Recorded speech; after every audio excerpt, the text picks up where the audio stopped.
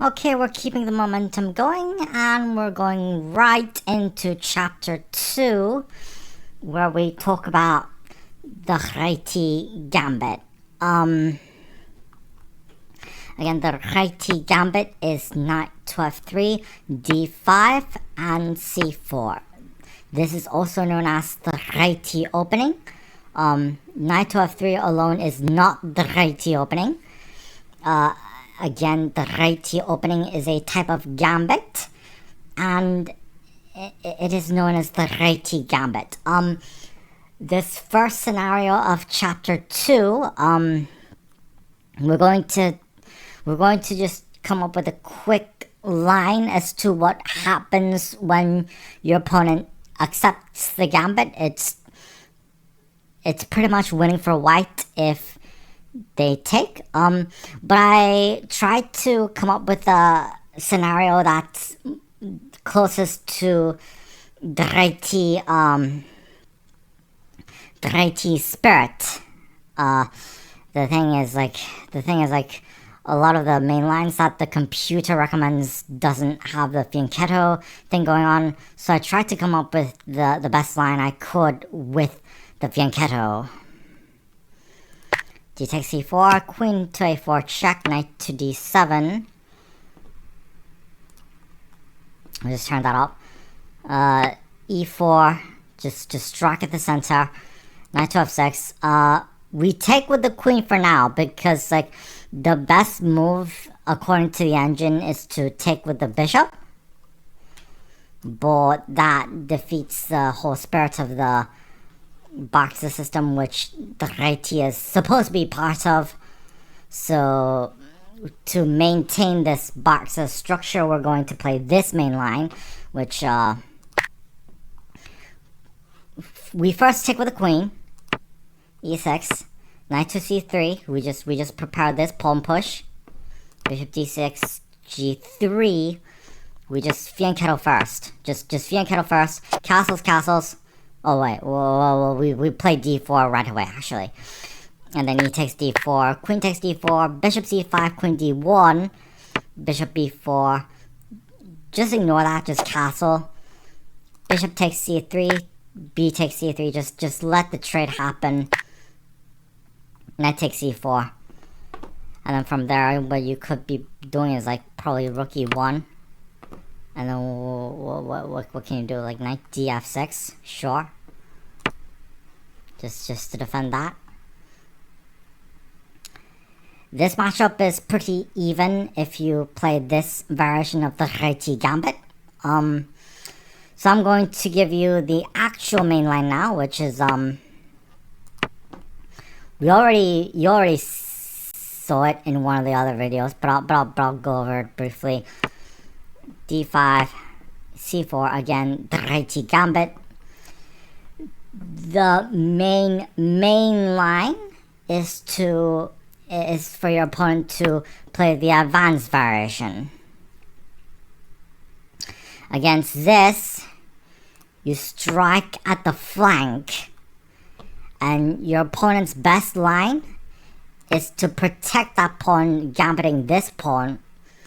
It's called the Michel Gambit. I can't really.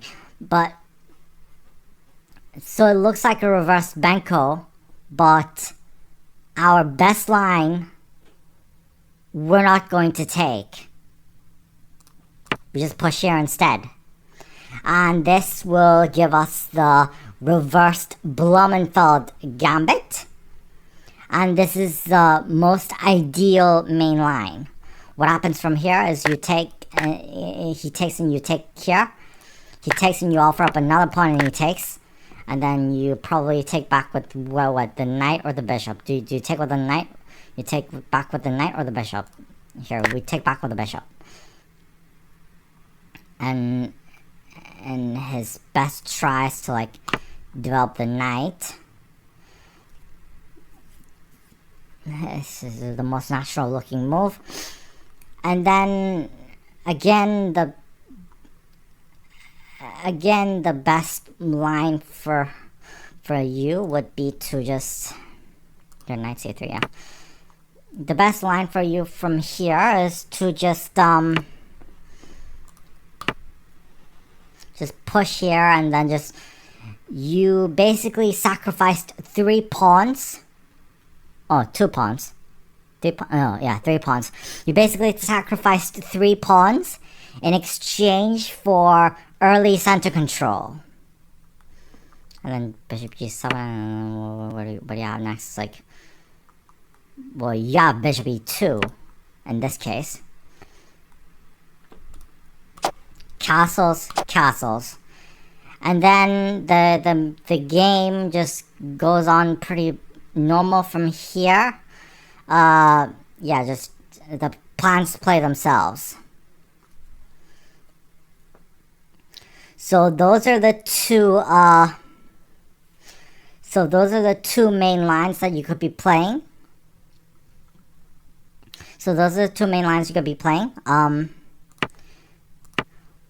But the main line that we really do need to focus on, oh, come on. The main line that we do need to focus on is what happens if your opponent declines the gambit.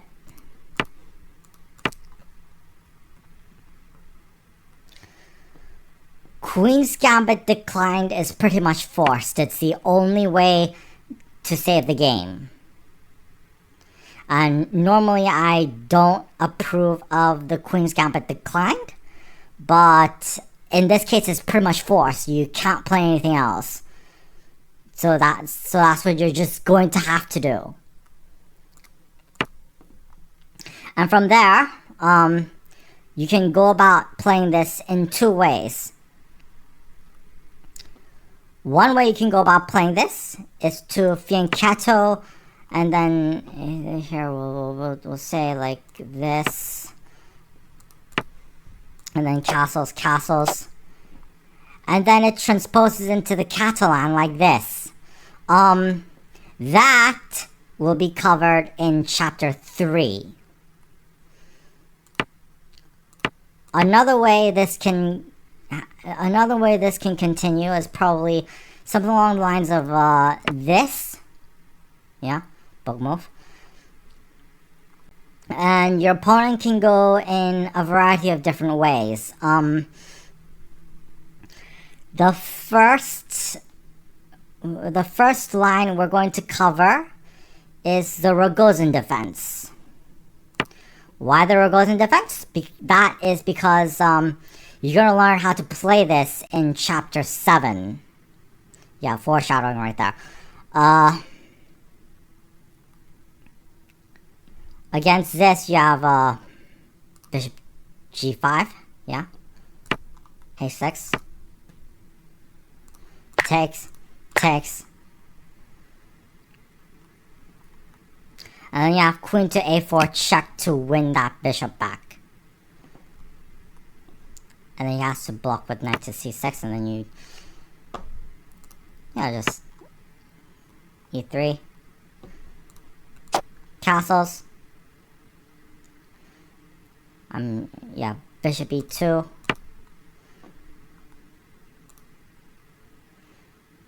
D takes c4, and then you castle.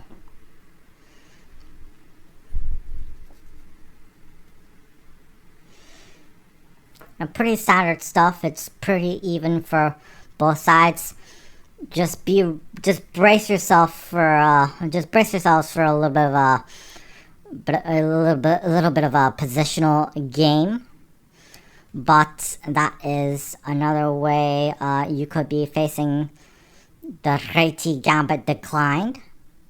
If your opponent plays a declined variation of the Réti Gambit, then Queen's Gambit Declined is pretty much forced. There is no other way to save the game.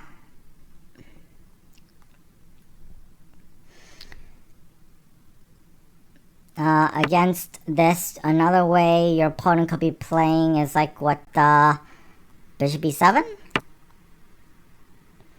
That's like Queen's Gambit Declined, like main line, I guess.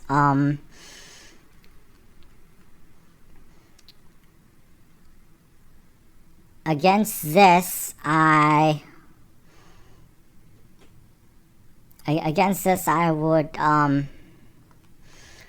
to just play the exchange right away. That is another way you could be playing the game here. Against this, you h3. I'll just move. He castles. Bishop f4 is the next move, and then bishop f5, right? Bishop f5. And then, yeah, this is reminiscent of the London, if anyone's like, and then c6, yeah.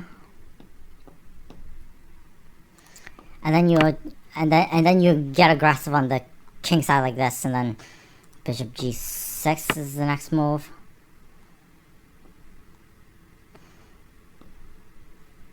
Sure, just get the knight centralized. Why not? Knight b d7. Takes.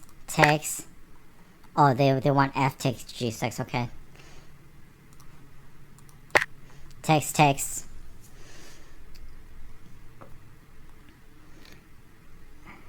And then, yeah, bishop d3. Yeah, just play it pretty much like a London system, I guess. Bishop knight to... Here, we'll do knight to e8. Yeah, knight to e8, apparently. And then against this... I'd say just castle. Don't think too much. Just castle.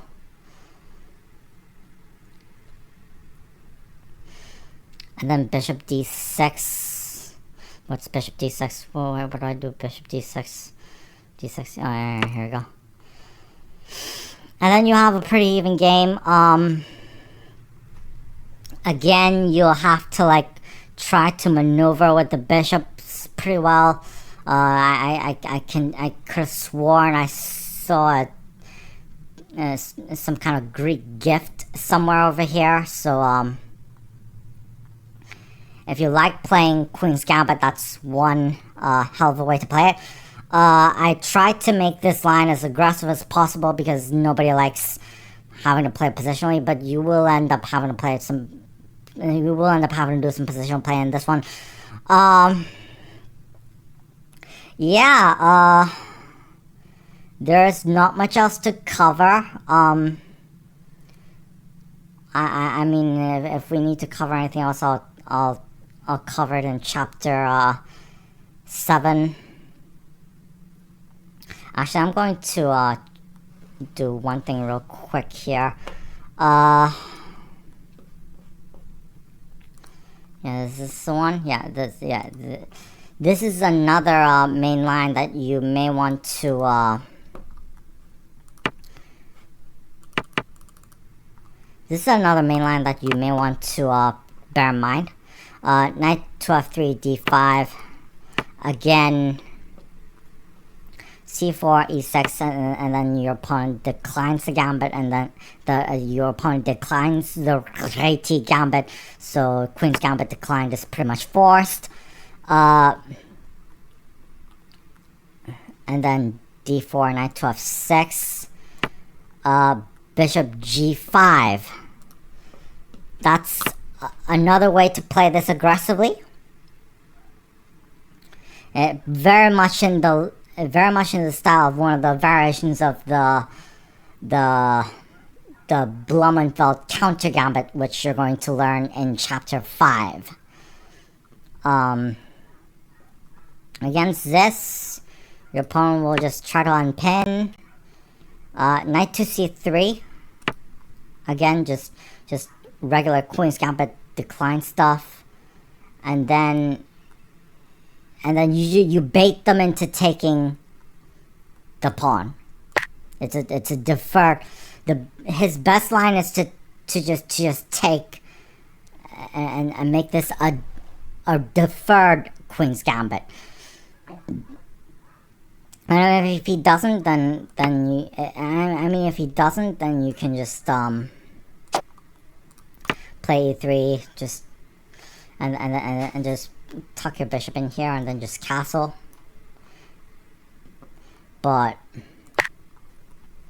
if your opponent does take the pawn eventually, you have this line, which is you strike at the center with e4, and you play a bit more aggressive now. You have stuff like b5 to protect his pawn, and then you just trade, and then you go e5 to gain a tempo on the bishop, and then and then the bishop has to go back, and you just get to collect that pawn for free. Alright, those are some of the main lines you need to learn. I'll put the PGN in the drive folder, so you can see everything just fine.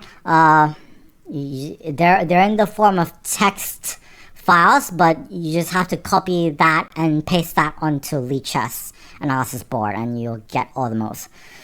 Okay, have fun.